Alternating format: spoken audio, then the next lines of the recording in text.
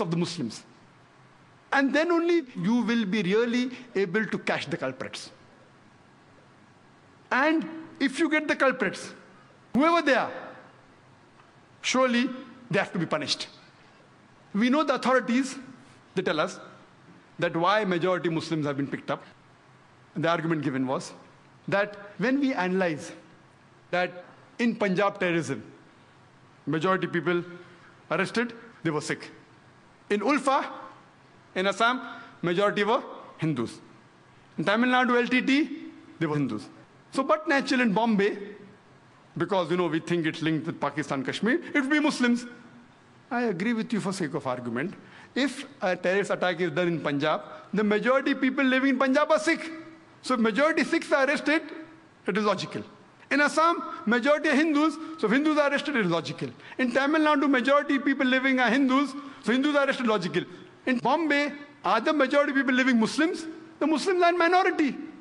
So why are they being picked up in majority?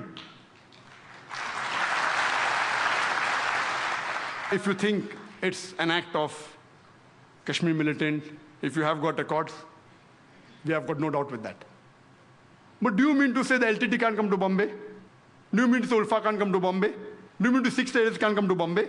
You cannot say 100% this act has been Muslim. You can say high possibilities, and if you show proof, we are with you.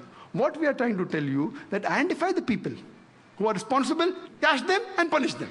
But not thousands of people, innocent Muslims being rounded up. We know there are several records. Just a couple of months back, according to the ATS of Maharashtra, 16 members were arrested from a hardcore Hindu organization. They were involved in 3 bomb blasts in mosques. Mahmudi Mosque in Parbani, one of the mosques in Jalna, one in Pune, 3. And recently on 6th of April, in one place, by mistake, a bomb detonates, by mistake. While they were making a bomb, it exploded.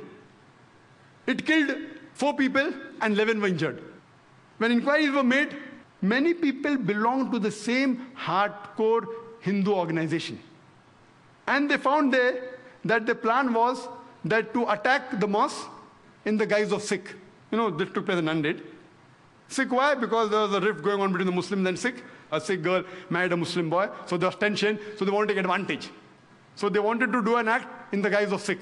There are cases we know that Hindus have attacked wearing caps and beards. So you can't say 100% Muslims are involved. Maybe high possibilities, I'm not saying no. Recently, a few days back, on Friday, 8th of September, 4 bomb blasts took place in Malegaon. One outside one of the mosques, one outside a graveyard, in which 35 innocent Muslims were killed and more than 100 innocent Muslims were injured. Again, prime suspect, LET. Can be, but not prime. Imagine, it is a game plan. It's a name game. If you go to America, it's Al-Qaeda. Here it is LET. According to an article that came in the DNA on the 6th of September, a person by the name of Joseph, he writes that the foreign experts, they tell that if you involve yourself too much in the blame game, you lose focus and the main culprits are never caught. You do a proper investigation. If really they're caught, they have to be punished. Irrespective whether the terrorists are Muslims or non-Muslims, whether they belong to Kashmir, whether to Pakistan, whether Ulfa, whether LTT, if they are proved to be involved in that, they should be punished. I'm not here to support any terrorist act, not at all. But if you want to get to the bottom of it, you should know that this should be done meticulously. We should take the citizens in confidence. One of the other cause is the media. Mainly that media which is controlled by the politicians. We have to be careful of this. And this media, they can convert black to white, day to night, hero into a villain, villain into hero. And we see that very often. If you see my tapes, I've given very such examples. But in India, it's fortunate that the more popular media is not controlled by the politicians. And we find that this media really gave the true picture. Whether it be the Gujarat riots, the Bombay riots in '93, or even today, the innocent Muslims are being harassed. The media, whether it be the newspaper, the news channels, they have really given a true picture of what's happening. Not 100%. Sometimes they get involved in news which is sensational. So when they get the news without checking up, they give it. If it's sensational, they give it. But as a whole, we have to agree, the media has been honest. I'm talking about non-Muslim media. I'm not talking about the Muslim media. And here we find that they were honest and they projected the real picture. But what we have to be careful is of the media which is controlled by the politicians. And as far as the judiciary system is concerned in India, the innocent citizen of India, especially the Muslim victims, we have faith in the Indian judiciary system. Though some people say that some are corrupt, they are blaspheming the community. But as a whole, we know most of the judges, they're upright and they're honest. We only hope that these people are not influenced by the politicians. So far, I know most of the judges, they don't care much for the politicians. If once the politicians get hold of the judiciary system, then God save this country. Yet, we have faith in the judiciary system. And to conclude, we have to realize that since we know that the cause of terrorism is injustice, the cause of terrorism is wrongdoing to a particular group of people, this thing should be stopped. How can we stop? As I mentioned, number one, the politicians, they should be honest, they should be just. They should not go for the vote bank and do things which are wrong. Once they're honest and they're just, irrespective they lose their seat, you see to it that terrorism will stop. Point number two, the innocent Indian citizens, they should not be instigated by the politicians and do wrong things and kill other innocent human beings. Point number three, the police, they should be upright. They should be just. If someone is being harmed, they should see to it that is protected. They should not be ploy of the politicians. I know there are times that they can be transferred, but if every policeman in India is honest, the new policeman who's transferred will also be honest. So what will the politician do?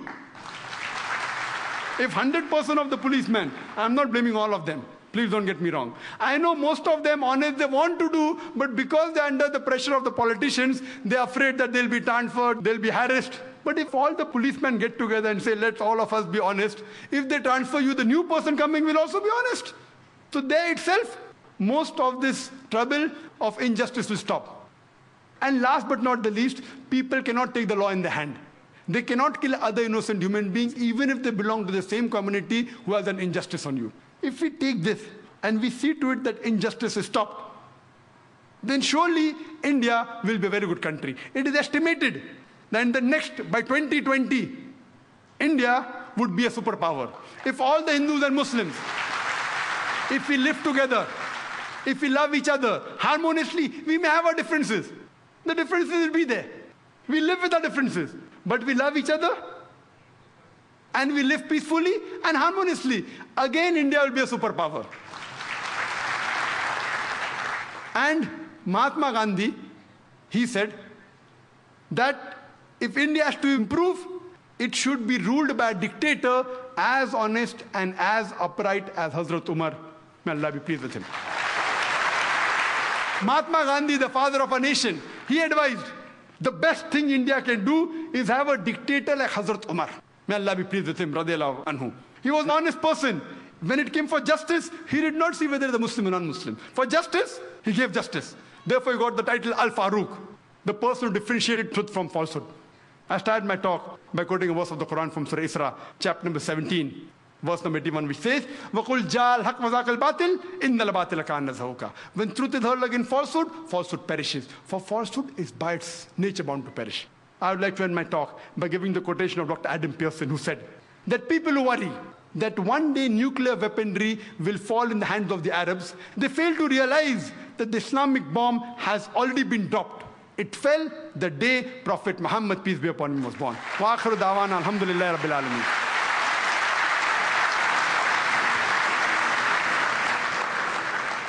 Jazakallah, thank you for